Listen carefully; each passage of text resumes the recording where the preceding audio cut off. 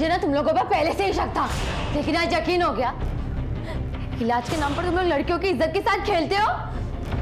मेरा तुम लोग का बारे सबको जाके बोल। अरे जब जिंदा छोड़ूंगा तब जाके बोलेगी ना। कभी कभी कोई केस सबक के साथ साथ कसक भी छोड़ जाता है।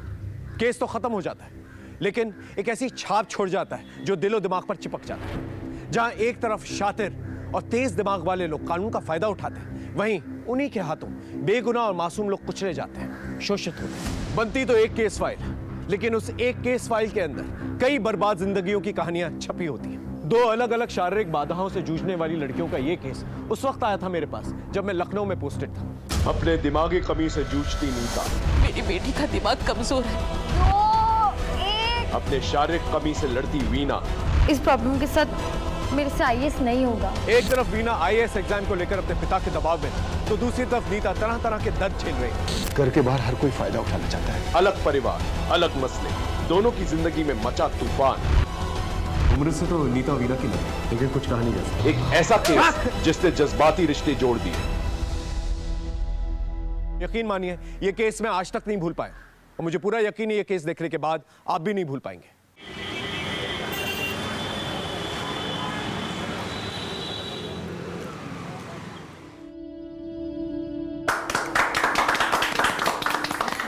बैठिए।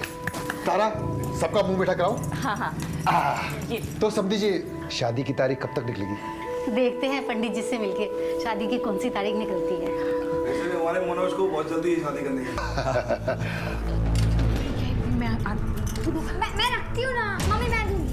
मम्मी नहीं, मैं दूंगी। नहीं नहीं नहीं मम्मी, मम्मी मैं दूंगी। अच्छा ठीक है, संभल के लेके जाओ। हाँ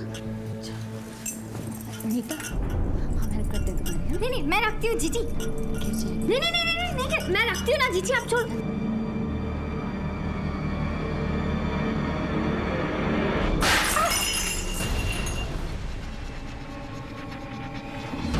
तो ठीक है ना बच्चे की? नहीं ऐसी कोई बात नहीं। तारा, साफ करा। अरे मम्मी, मैं साफ करती हूँ। पूछा, अरे पूछा क्या है? नीता, मैं साफ करती हूँ। नहीं बेटा, मैं साफ करती हूँ। चलो।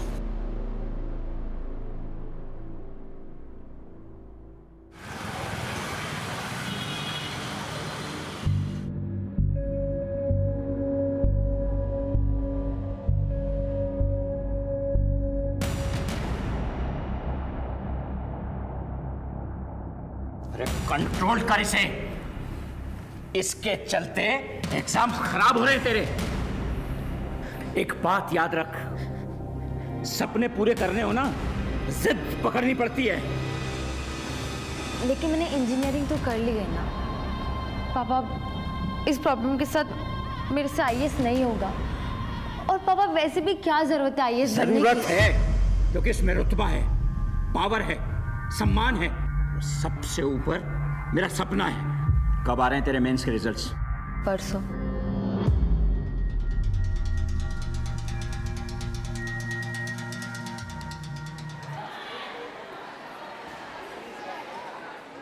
एक, दो, तीन, चार। देख क्या कर रही है? दिख रहा होगा इसको कुछ आसमान में। इसका तो दिमाग ही काम नहीं करता, और मुझे तो समझ नहीं आता इसके माँ बाप इसका स्कूल क्यों भेजते हैं। ऐसे लोग बोझ होते हैं अपने माँ बाप के ऊपर, इसलिए तो सोचते हैं कि इनको स्कूल भेज के कुछ देर शांति से रह सके। और तुझे पता है ये ना 1-2 बार घर से भाग भी चुकी है। सच में? हाँ।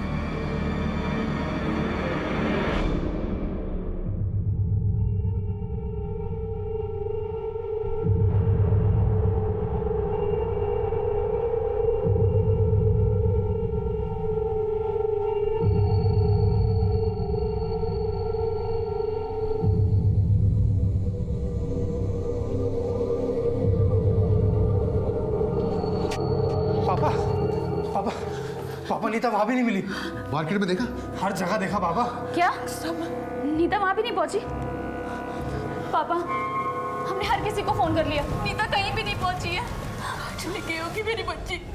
तूने उसे गली के चौराहे तक देखा? माँ मैं हर जगह देख कर रहा हूँ, नीता कहीं भी नहीं है। तुम भी कमाल करती हो, चौराहे तक आएगी तो घर पे नहीं आएगी। अनिल, तुझे कितनी बार समझाया उसे स्कूल से अकेले मत आने दिया कर। पापा मैं गया था स्कूल, लेकिन नीता वहां पर भी नहीं। माँ आप क्यों परेशान हो रही हो? पिछले साल भी तो उसने यही किया था, 2 बार चली गई थी घर से। इस बार भी किसी बस में चढ़ गई होगी। आ जाएगी वापस वो। कैसे आ जाएगी वो? हाँ कैसे आ जाएगी? माँ उसके दिमाग की हालत ठीक नहीं है।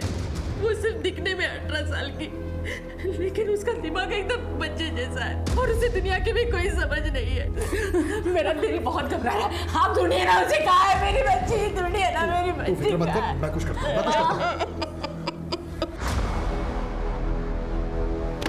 फिर से नाम नहीं आया, इसका मतलब तो यही हुआ ना कि तू फिर से फेल हो गई। पापा मैंने पूरी तैयारी की थी। क्या खाक तैयारी की थी? आखिरी अटेम्प्ट बचा है, ठीक से तैयारी करो, तुम्हें आईएएस बनना है बस। लेकिन इस हालत में मुझसे नहीं होगा पापा। पापा मेंस में बहुत लिखना पड़ता है, मुझसे सच में नहीं होगा। अरे सब दिमाग में है तेरे। अभी हिल रहा है हाथ, हिल रहा है अभी। इसका इलाज भी है मेरे पास।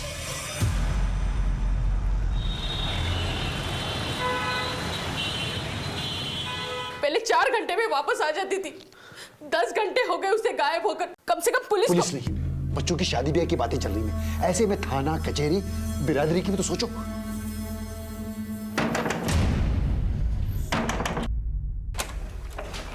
जी ये आपकी बेटी है? नीता कहाँ गई थी बेटा? कहाँ गई थी तुम? शुक्रिया, चाय पानी कुछ लेंगे आप? नहीं, आपकी बेटी को संभाल के रखिए आप। बहुत बहुत धन्यवाद आप लोगों का। तुम लेट जाओ, हम तुम्हारे लिए पानी लाते हैं और दवा भी ले आएंगे, तो तुम्हें दर्द नहीं होगा।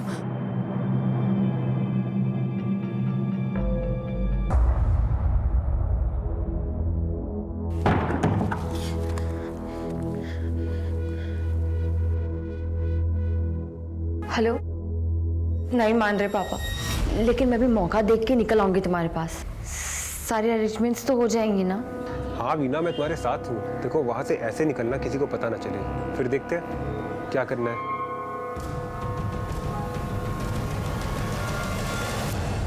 गुरु माता की, गुरु माता की, गुरु माता की, गुरु माता की, गुरु माता की, गुरु माता की, गुरु माता की, गुरु माता की। गुरुमाता प्रणाम। खुश गुरुमाता, ये मेरी बच्ची वीना है। इसके दाहिने हाथ में बहुत कंपन रहता है, इसका इलाज संभव हो तो। इलाज संभव है, बस उसके लिए इस बच्ची को हमारे आश्रम में ही रुकना होगा। इन सब बच्चियों की तरह ये सब बच्चियां भी कोई ना कोई परेशानी लेकर आई। आज सब स्वस्थ हैं, सब खुश हैं। माता जी, वीना को कितने दिन रुकना होगा? 8 से 10 दिन। पापा मैं इतने दिन नहीं रहूंगी। चुप रहो, एकदम चुप। माता जी रहेगी, आप जैसा कहेंगी बिल्कुल होगा। देखो बेटा, 8-10 दिन की तो बात है, मैं आता जाता रहूंगा। पापा मुझे नहीं होगा। बेटा घबराओ मत, और फिर इस आश्रम में तुम अकेली तो नहीं हो, ये सब आपके साथ है।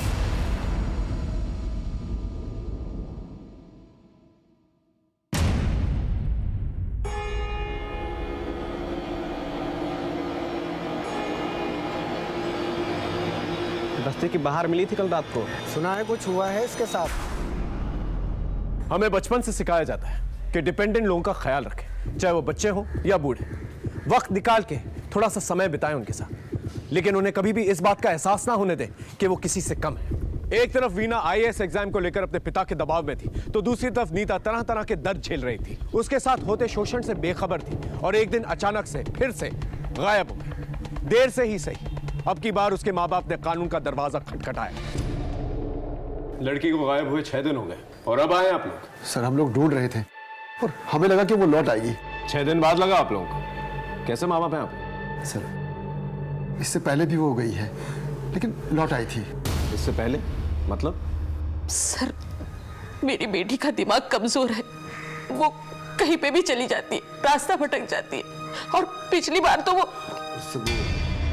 पिछली बार 10 घंटों के बाद लौट आई थी। किसी पे शक है आप लोगों को? नहीं सर। देखिए आपकी लड़की 18 की है, तो ऐसा भी तो हो सकता है किसी लड़के के साथ कोई चक्कर चल रहा हो, आप दोनों को पता ही नहीं था, या फिर कोई उसके पीछे पड़ा हो। नहीं नहीं सर, मेरी बेटी ऐसा नहीं कर सकती। मैंने कहा ना आपसे, उसका दिमाग कमजोर है, वो सिर्फ स्कूल जाती है और कहीं नहीं। कोई फोटो वगैरह है आप लोगों के पास? हाँ सर। ठीक है, हम अपनी कार्रवाई शुरू करते हैं, आप लोग जा सकते हैं। ठीक है सर, थोड़ा जल्दी कीजिए सर। राज जी, ये फोटो सभी थानों में सर्कुलेट करो और मोहल्ले में, स्कूल में पूछताछ करो। जी सर।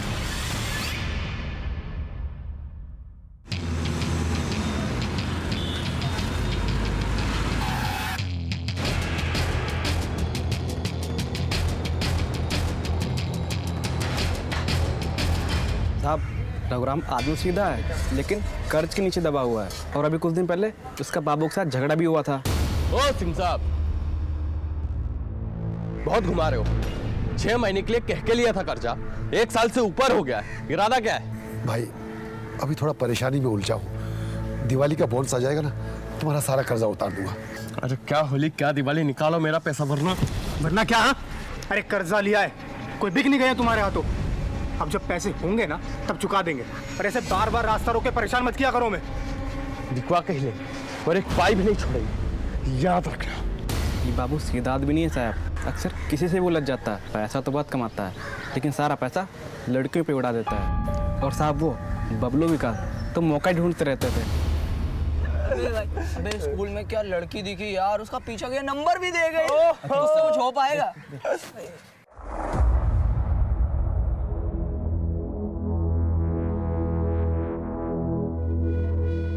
अरे पगला, भाई सुनना, 2 और 2 कितने होते? 2 और 2 1 2 3। अरे 22 होते हैं रे, 20 होते हैं। आई लव यू बोलना। गंदी बात है, हम नहीं बोलते। अरे सुन तो, वीडियो देखेगी? देखना देखना, ये देख। देखना, जी, गंदी वीडियो है, गंदी फोटो। अरे देखना, देखना। छोड़ो मुझे, मैं जीजी को बुला दूंगी। अरे बुलाना जीजी को, हम भी देख लेंगे। जीजी! ऊपर से सुनने में आया था कि कुछ दिन पहले उस लड़की नीता के साथ रेप भी हुआ था।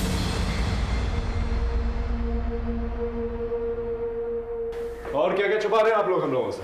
नहीं नहीं सर, हम कुछ भी नहीं छुपा रहे हैं, सब कुछ तो बता दिया हमने आपको। देखिए झूठ मत बोलिए, हमें ये इन्फॉर्मेशन मिली है कि पिछले हफ्ते आपकी बेटी के साथ जबरदस्ती की गई।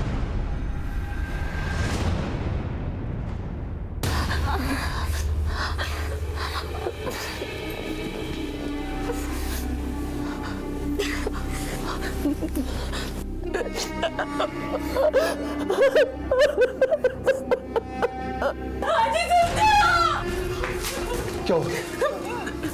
किसी ने इसकी इज्जत ले लिया।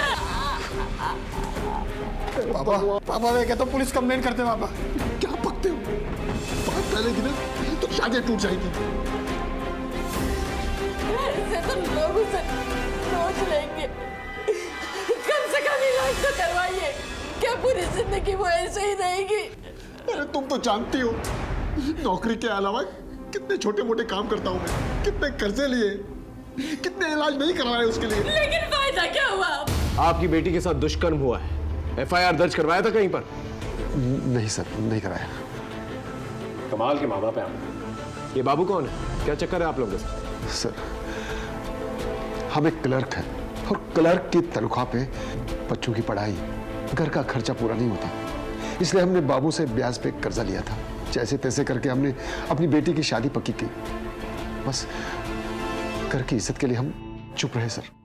समाज क्या कहेगा, शादी टूट जाएगी, इन्हीं चीजों की फिक्र थी ना आप लोगों को? कभी अपनी बेटी का इलाज करवाया, उसकी मानसिक स्थिति जानने की कोशिश की?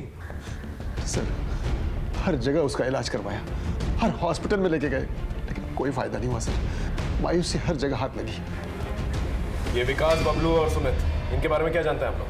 घर के बाहर हर कोई फायदा उठाना चाहता है, अब किसके बारे में क्या बताएं सर, कुछ नहीं जानते सर। ठीक है, हम लोग पता कर लेंगे, आप लोग जा सकते हैं।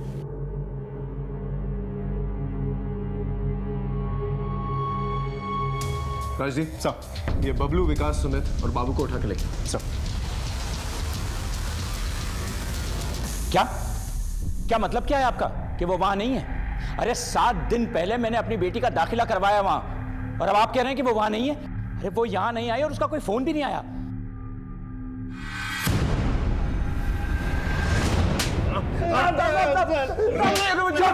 चुप! लड़कियों की मासूमियत का फायदा उठाता है, उन्हें छेड़ता है। हाँ? हाँ? बोल बोल, नीता का है, बोल। हाँ? हाँ? सर हम उसे मजे लेने के लिए परेशान करते थे सर, हमने कुछ नहीं किया सर। कुछ नहीं किया? नहीं सर, हमने कुछ नहीं किया। अच्छी तरह से खातिरदारी करो इन लोगों की। देख, तेरा रिकॉर्ड बहुत खराब है बाबू, सच सच बता। बाप को कर्ज देता है, बाद में बेटी से वसूलता है। सीधे सीधे बता दे, नीता का है, बोल। मैं मानता हूँ कि मेरा झगड़ा हुआ था रघुराम जी से, वो थे कि मेरा पैसा लौटाने का नाम ही नहीं ले रहे थे साहब। अब पैसा अटक गया था, मेरा घर परिवार कैसे चलता साहब? घर या अयाशी का अड्डा? तेरा पूरा कच्चा चिट्ठा है हमारे पास, समझ में आया? सच बोल। साहब मैं मानता हूँ कि मेरा उससे झगड़ा हुआ था, लेकिन इन सब में मेरा लेना देना नहीं है साहब, मैं सच बोल रहा हूँ साहब। सर मैंने खुद एडमिशन करवाया था अपनी बेटी का, अब वो कह रहे हैं कि बिना बताए वो वहां से कहीं चली गई। सर मैंने तो उसका मोबाइल भी अपने घर पे रख लिया था सर। आश्रम का नाम क्या बताया आपने? तत्व आश्रम बसंतपुर।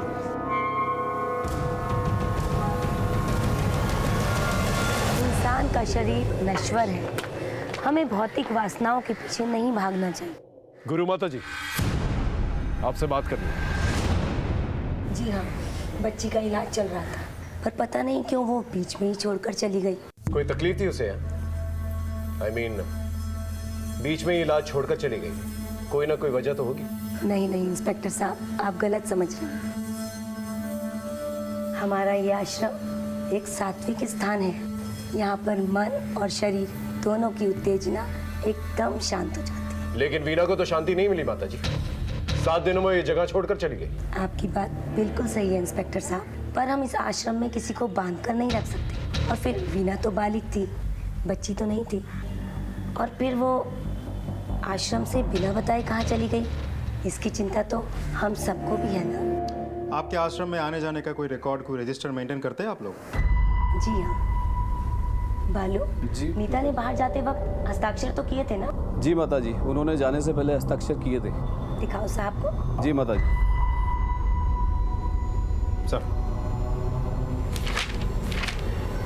सर अंदर तो कोई नहीं है। ठीक है, हम चलते हैं।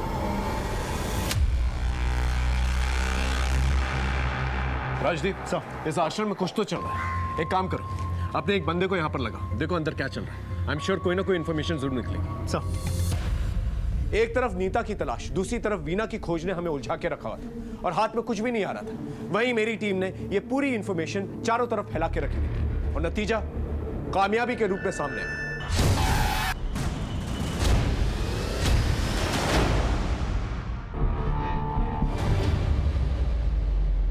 हाँ सर, यही नीता है। 5 दिनों से तो यही थी, पता नहीं कहाँ चली गई। चली गई मतलब किधर चली गई? मालूम नहीं सर, भटक रही थी इधर उधर। कुछ मानसिक प्रॉब्लम था उसे, ज़्यादा किसी से बात भी नहीं करती थी। मेडिकल जांच भी हुआ था उसका, उससे पता चला था कि उसका यौन शोषण हुआ है। हमने यहाँ पे इलाज शुरू कर दिया था। नीता, उसके साथ कोई हादसा हुआ था, जब देखो तब गुमसुम खामोश। फिर हमने उसे अपने थेरेपी सेशन में डाल दिया। तो आज का विषय है वाटर सेविंग, यानी कि पानी की बचत, और आज का लेक्चर सरिता मैडम बताएंगी। वाटर सेविंग ना, ये क्या है? कहाँ बेटा? इधर इधर बालों के बीच में। ओ ये तो सिंदूर है। सिंदूर हमें भी लगाना है। सिंदूर वो लोग लगाते हैं जिनकी शादी हो जाती है। हाँ, हमारी भी हुई है ना शादी। कब? किससे?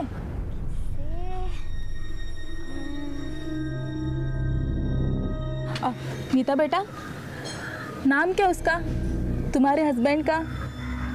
हस्बैंड? हाँ, हस्बैंड। हस्बैंड। फिर हमने सच्चाई जानने के लिए एक ड्रामा रचा। आज हम सब एक गेम खेलते हैं। इस गेम में बारी बारी करके सब लोग अपने पति का नाम लेंगे। तो शुरुआत करते हैं निशा से। विनोद। अशोक। दीपक। मेरे पति का नाम राजेश है।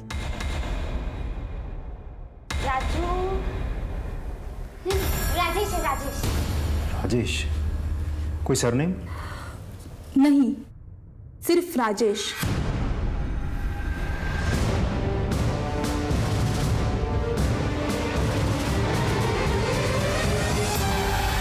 नहीं सर, हमारी बेटी की शादी नहीं हुई है। तो फिर राजेश कौन है? राजेश? नहीं सर, हम किसी राजेश को नहीं जानते। नीता का कोई दोस्त वगैरह स्कूल में, आस पड़ोस में? नहीं सर, नीता का कोई दोस्त नहीं था। ना कोई उससे बात करता था, ना वो किसी से कोई बात करती थी। मेरी बेटी को सब बात घूरते थे। मर्द आपकी बेटी को घूरते थे ये आपको पता था, लेकिन उसे अकेले में नहीं छोड़ना चाहिए था। इस बारे में कभी नहीं सोचा था आप लोगों ने? खैर, गणेश आसपास पूछताछ करके देखो, राजेश नाम का कोई आदमी है क्या?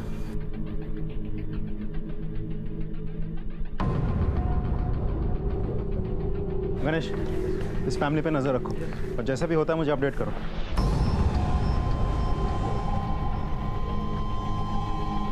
इधर आओ बेटा। क्या तुम कुछ जानते हो, कुछ कहना चाहते हो? हाँ सर, नीता मेरी दोस्त है, उसने मुझे बताया था। मुझे ना मंगलसूत्र चाहिए। मंगलसूत्र? अरे वो जो टीवी में पहनता है ना मम्मी लोग गले में, वो टीवी में की थी ना उसने शादी, मुझे वैसी शादी करनी है। तेरे पास है क्या मंगलसूत्र? हमें ना उसने बोला है कि शादी करने के लिए मंगलसूत्र चाहिए। ए, तू लेके आएगा क्या मंगलसूत्र? बोलना रोहित, तू कुछ करना प्लीज। मंगलसूत्र? मतलब नीता को शादी के लिए कोई उकसा रहा था और उसे घर से भगाने में कामयाब भी हो गया था, फिर बाद में उसका इस्तेमाल किया होगा और सड़क पर छोड़ दिया होगा। एक काम करो, सभी थानों को अलर्ट करो। नीता जैसी लड़की का कोई भी फायदा उठा सकता है, उसे जल्द से जल्द ढूंढना होगा। और एक काम करो, मोहल्ले में आने जाने वाले रास्तों पे पूछताछ करो। आप एक्सक्यूज मी। हाँ बोलो। अच्छा ठीक। पता नहीं वो एक बात बार बार कहती थी कि किसी आश्रम में उसका इलाज हो रहा है, तत्व आश्रम। तत्व आश्रम? उधर कोई वीना नाम की लड़की उसके रूम में उसके साथ रहती थी।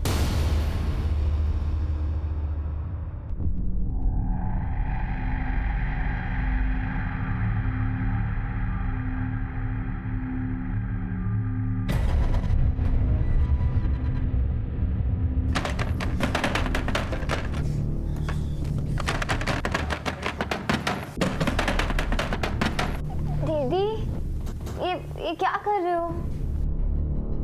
वो ना मुझे ना गर्मी हो रही है, इसलिए तू सो जा। नहीं नहीं, आप भी आ जाओ, मुझे नींद नहीं आ रही है। अरे तू आंखें बंद कर, तुझे नींद आ जाएगी, आ जा।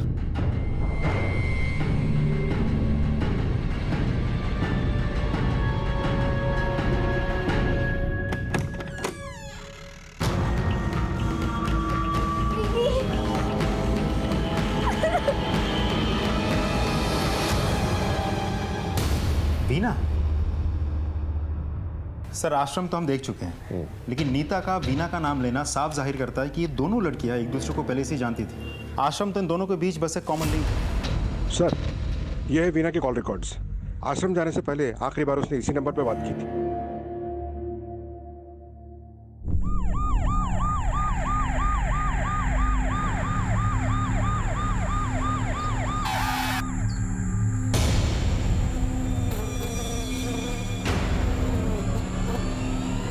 आसपास चेक कर।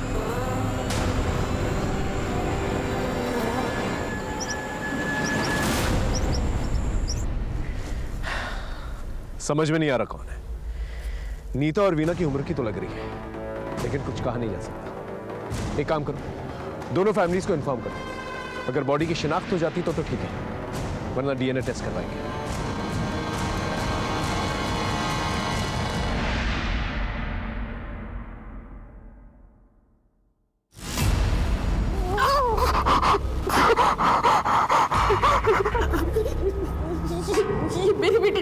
नहीं है, नहीं है मेरी बेटी।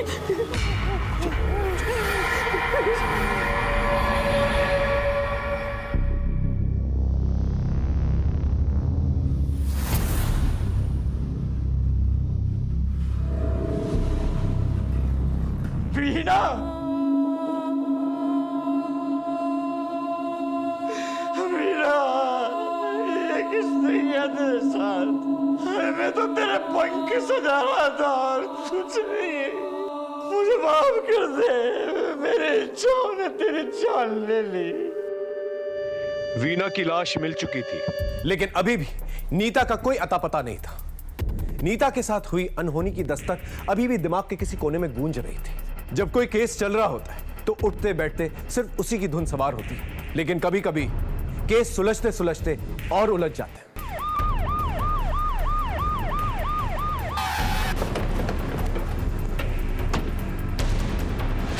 बढ़िया।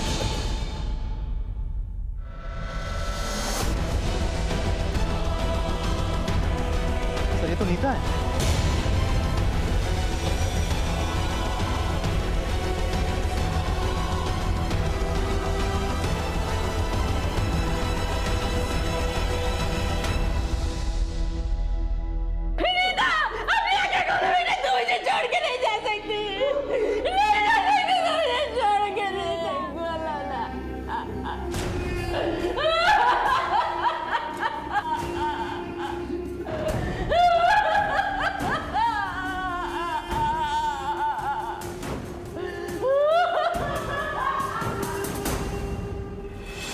ये अकेली इतनी दूर तो गई नहीं होगी, इसे कोई लेकर गया होगा और फिर बाद में मार दिया होगा। इसकी पोस्टमार्टम रिपोर्ट मंगवा और सभी नाकों को अलर्ट करो। मुरादाबाद पुलिस से कोऑर्डिनेट करो। ये राजेश मुझे जल्द से जल्द चाहिए।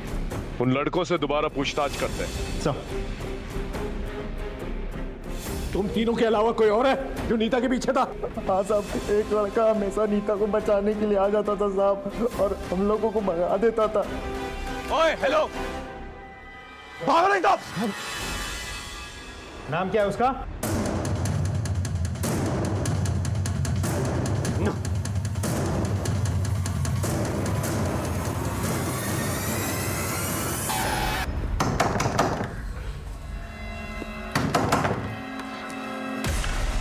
तो राजेश है? नहीं सर, राजेश मेरा दोस्त है। कहाँ है राजेश? सर वो मुरादाबाद गया है अपने पेरेंट्स के पास। करता क्या है वो? टीके कॉलेज में पढ़ता है, BA फाइनल। मुरादाबाद घर का एड्रेस है तेरे पास? है सर। साथ में फ़ोन नंबर भी देना।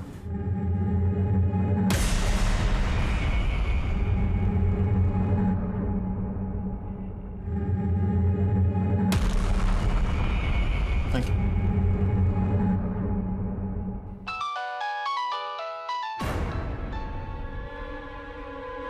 किधर है? मुरादाबाद। उधर से निकल जल्दी, पुलिस तुझे ढूंढ रही है। और अपना मोबाइल बंद कर। वो लड़की तेरे पास है? नहीं भाई, वो वहाँ है जहाँ पुलिस के फरिश्ते भी नहीं पहुँच सकते। अच्छा चल, तू अब फोन रख। सर राजेश मुरादाबाद से फरार है, टीम उसकी खोज में है।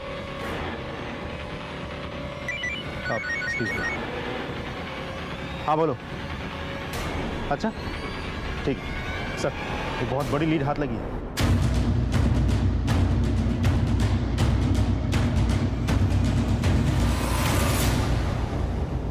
फिर ये था वो कमरा जहाँ गुरु माता के पति लड़कियों का यौन शोषण करता था।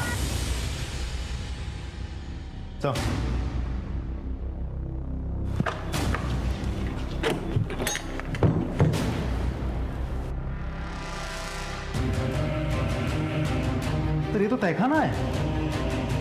जी सर, जी सर।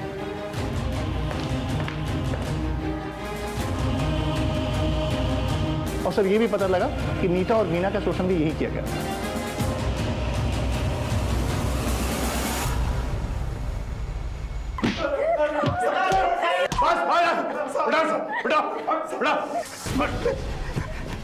नहीं साहब, नहीं साहब, बता लोग अपनी बेटियों को इलाज के नाम पे हमारे आश्रम में छोड़ जाते हैं साहब, और हम इसका भरपूर फायदा उठाते हैं साहब।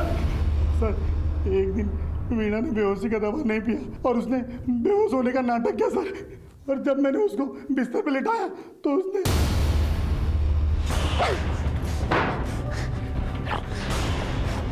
मुझे ना तुम लोगों पर पहले से ही शक था, लेकिन आज यकीन हो गया।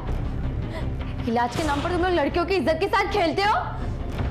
मेरा तुम लोग का बहाना सबको जाके बोल। अरे जब जिंदा छोड़ूंगा तब जाके बोलेगी ना। सर, वीना की लाश को कोई पहचान ना सके, इसके लिए हमने उसका चेहरा बिगाड़ दिया और जंगल में फेंक दिया सर। और नीता के साथ भी ऐसा ही किया? नहीं सर, हमने नीता के साथ कुछ भी नहीं किया। उसका बाप उसे लेने आया तो हमने उसे जाने दिया साहब, और ये सोचकर कि वो किसी को कुछ नहीं बताएगी, और अगर बोलेगी भी तो कोई उसका विश्वास नहीं करेगा साहब, क्योंकि उसके साथ ऐसा पहले भी हुआ था साहब। ये उसी के बाप ने हमें बताया था साहब। लोग अपने अरमान, अपने सपने लेकर तेरे पास आते हैं, हाँ? अपनी पूंजी लुटा देते हैं, और तुम लोग इस तरह से विश्वासघात करते हो। फांसी हो जानी चाहिए तुम जैसे लोगों को। नीता की लाश मिल चुकी थी और हमारी टीम दिन रात करके राजेश को ढूंढने में लगी हुई थी। हाँ साहब, ये लड़का और लड़की यहाँ आए थे। कब गए यहाँ से? 3 दिन रुके, फिर यहाँ से निकल गए। पक्का याद है तुम्हें? हाँ साहब, बिल्कुल पक्का। आप सीसीटीवी देख सकते हैं।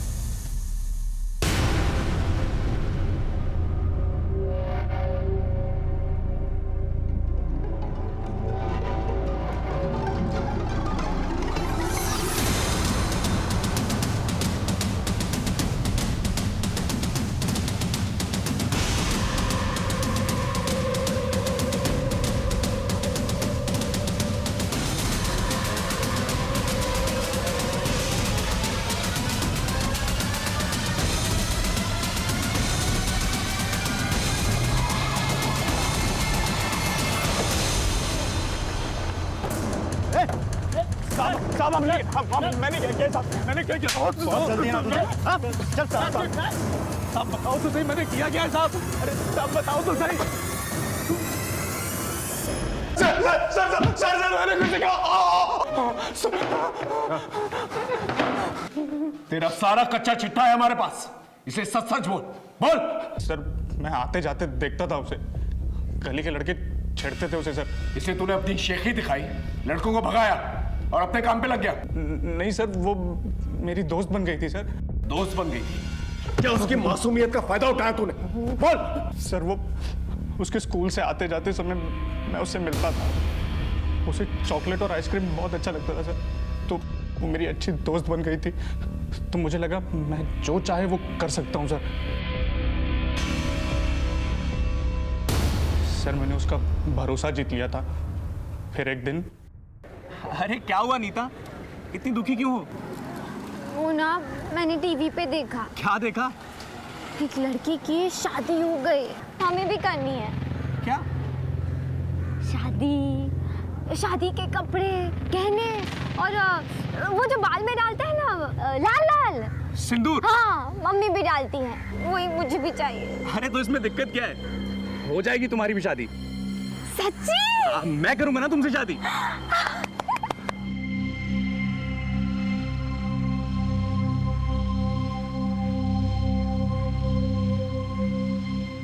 नीता, राजेश!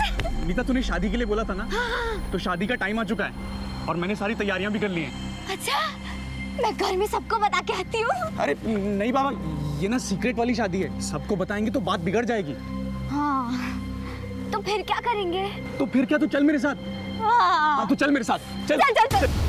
मैं उसे भगा के उस होटल में ले गया था सर। आओ।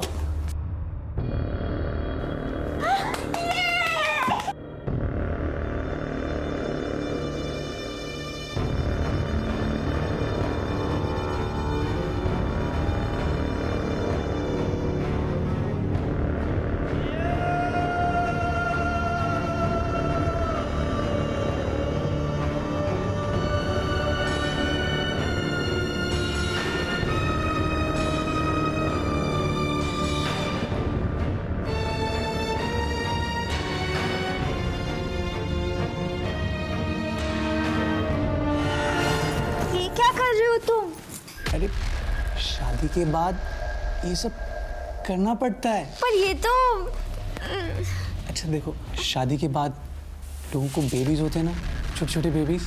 हाँ। तो तुम्हें भी बेबी चाहिए ना? हाँ। तो बेबी के लिए हमें करना पड़ेगा ना? कब आएगा बेबी? बेबी 1-2 हफ्ते में आ जाएगा। ठीक है, चल।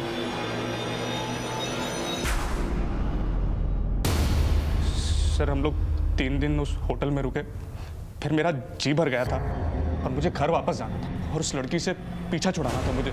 निकाल इसे, निकाल इसे। ये क्यों कर रहे हो तुम? तू ना इसके लायक नहीं है। और ये सिंदूर निकाल के चल, मेरा मंगलसूत्र, निकल यहाँ से, चल। मेरा मंगलसूत्र दे दो।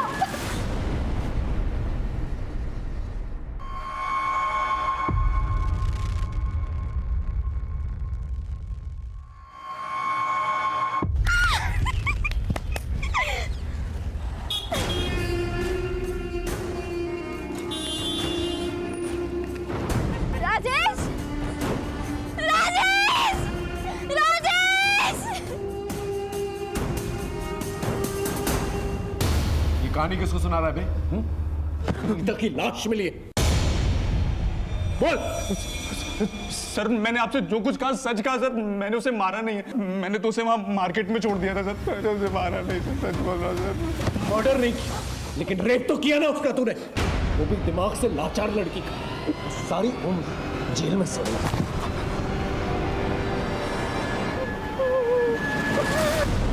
सर अगर इसने नहीं मारा है तो किसने मारा होगा फिर? ताज्जुब की बात यह है कि नीता घर आई और घर से उसे राजेश लेकर गया और घर वालों ने देखा ही नहीं। अभी भी ये घर वाले कुछ ना कुछ छुपा रहे हैं, पता करो। सर मैं ऑफिस में था, मेरी वाइफ का फोन आया, उसने मुझे नीता के बारे में बताया। सर मैं कॉलेज में था, पापा का फ़ोन आया कि नीता घर नहीं लौटी, तो सर मैं तुरंत घर आ गया। मैं पड़ोस में कहीं थी, जब नीता बहुत देर तक घर नहीं आई तो मैंने इनको फ़ोन लगाया। जब मैं शाम को घर लौटा तो पता चला कि नीता स्कूल से नहीं लौटी। सर करीब 1:30 बजे हम पॉलिटेक्निक से घर आए, आते ही हमें नींद आ गई तो हम सो गए। फिर हमें नहीं पता कि नीता घर आई कि नहीं आई। सामने का दरवाज़ा हमने खुला ही छोड़ा था, और वैसे भी सामने का दरवाज़ा तो हम लोग रात में ही लगाते हैं। घर के सभी लोगों के कॉल रिकॉर्ड्स निकलवाओ, और जो लैंडलाइन है उसके भी रिकॉर्ड चाहिए मुझे। Okay sir. दोबारा करेगा? चोरी करेगा? नहीं करूंगा साहब, लेके जाओ से। नहीं करूंगा साहब। सर कॉल रिकॉर्ड्स आ गए हैं, लेकिन इसमें कुछ भी खास नहीं है, लोकेशन भी सब सही है, लेकिन सर चौंका देने वाली बात तो कुछ और ही है। ये देखिए, ये नीता के घर के लैंडलाइन के कॉल रिकॉर्ड्स हैं। आज से करीब 2 हफ्ते पहले एक नंबर से यहाँ कई बार फ़ोन आए थे। ये उसी एनजीओ का नंबर है जहाँ नीता रह रही थी। और अभी 4 दिन पहले फिर से दोपहर को फ़ोन आया और 2 मिनट बाद हुई। सर इससे ये तो क्लियर हो जाता है कि घर वालों में से किसी को तो ये बात पता थी कि नीता एनजीओ में रह रही थी। 4 दिन पहले, यानी उसी दौरान जब नीता का मर्डर हो ना हो, कातिल कोई घर का ही है। तो यहाँ का ही है, हमारे स्टाफ में से किसी ने नहीं किया, क्योंकि किसी के पास नंबर ही नहीं है। हो सकता है शायद नीता ने किया होगा।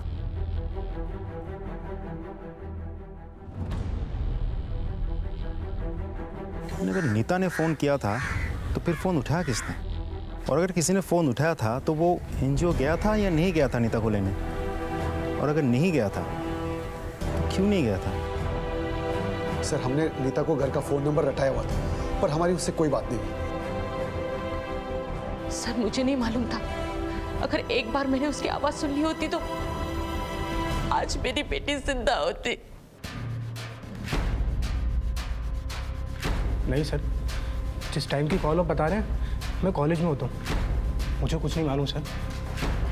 इनमें से कोई तो झूठ बोल रहा है। इन सब की कुंडली निकल रहा है, और देखो आपस में रिश्ते कैसे थे इन लोगों के, खास करके नीता के साथ। सर मालिनी के मंगेतर मनोज चौहान के बारे में पता किया, बैंक में पीओ है। सुना है मनोज के घर पे नीता को लेकर काफ़ी टेंशन है। सर सब भी रहा है। सलाम साहब। बोलो साहब, रघुराम सिंह की बेटी मालिनी की शादी मनोज से तय हुई है। ये तो हमें पता है, उसकी सगाई तय होगी। फिर अब मालिनी और मनोज की आपस में बहुत लड़ाई चल रही है। क्यों? सर ये तो मालूम नहीं, लेकिन सर कुछ तो गड़बड़ है। सर मालिनी से बात करें? नहीं, उसके मंगेतर से। सर सब बढ़िया है, कोई दिक्कत नहीं है। इनफैक्ट मैं और मालिनी नहीं भाई, मर्डर इन्वेस्टिगेशन चल रहा है, जिस पे भी शक होगा सीधा अंदर जाएगा। इसलिए जो बोलना है सच बोल, चाहे वो मर्डर से रिलेटेड हो या ना। ठीक है, चल बोल। सर एक्चुअली मालिनी से मिलने उसके घर गया था मैं तो। अरे गुदगुदी हो रही। हाँ हाँ ठीक है। कैसी हो? एकदम मस्त। और आप? मैं भी बढ़िया हूँ। आज बहुत खुश नजर आ रही हो। सर मालिनी को गलतफहमी हो गई थी कि मेरे और नीता के बीच गलत संबंध है, लेकिन सर ऐसे कुछ भी नहीं था। मालिनी ने मुझसे सगाई तोड़ने तक की धमकी दे दी थी। बुलाओ सर। मनोज बता रहा है कि सगाई टूटे की कगार पे। एक नंबर का कमीना है वो कैसे? सगाई हमसे हुई थी और संबंध हमारी बहन नीता से बना रखे थे उसने। अच्छा, और ये सब तुम्हें कैसे पता? हमने खुद अपनी आंखों से अपनी बहन के गले लगे हुए देखा उसे। रोज स्कूल आते जाते मिलता था उससे। और तो और नीता के पेट में उसका बच्चा था। ये बात तुम्हें कैसे मालूम? बोलो। वो हमें लगा। तुम्हें क्यों लगा? नीता ने खुद हमें कॉल करके सब बताया था। हाँ हाँ मनोज, रिंग बहुत अच्छी है। मनोज 1 मिनट होल्ड करो। हेलो जीजी, जीजी मैं बोल रही हूँ। नीता, कहाँ हो तुम? जीजी आपको मालूम है मेरी ना शादी हो गई है और मेरे पेट में एक बेबी है। शादी? बच्चा? क्या बकवास कर रही हो? किससे हुई शादी? जीजी वो ना एक सीक्रेट है, मैं आपको घर आके बताऊंगी।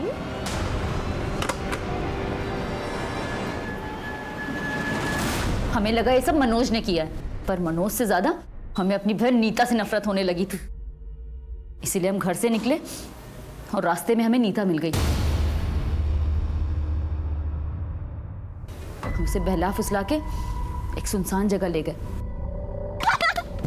अब आ गई मेरी प्यारी जीजी, मेरी क्यूट जीजी। बस बस, अब घर चलें? चलो। ऑटो से जाएंगे ना? नहीं, हम पैदल जाएंगे। दीदी ये शॉर्टकट है क्या? हाँ ये शॉर्टकट है, बस देखो थोड़ा सा और आगे जाएंगे, आ गया।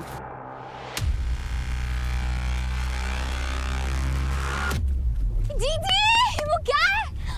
कितना बड़ा है जीजी।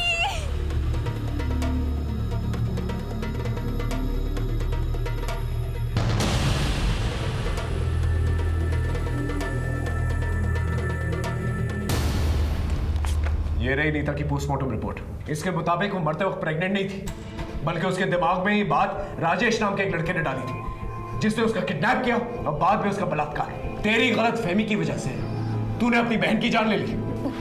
नहीं, आप झूठ बोल रहे हैं। ये सच है। अब सारी जिंदगी जेल में सड़ना।